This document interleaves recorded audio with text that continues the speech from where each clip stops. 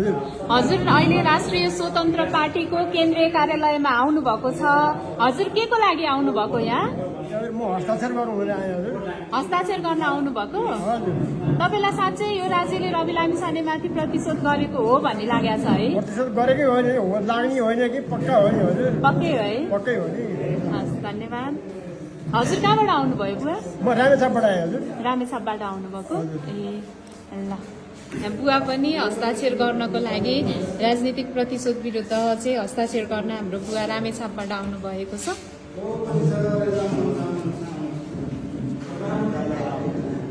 हामी जस्ता युवाले यस विघात जुन सफल हुन्छ भनेर हाम्रा युवा पनि युवा छ रविशरको महाअभियानमा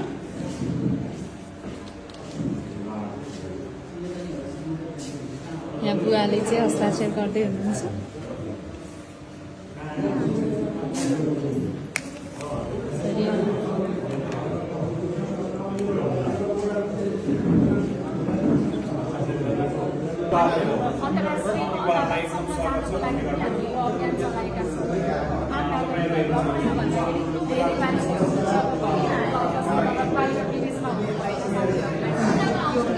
यो अभियानले अझै बढी प्रभावकारी पारिरहेको छ होइन?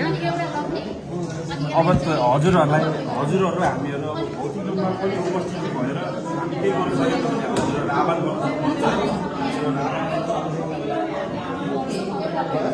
हामीलाई आज पनि छ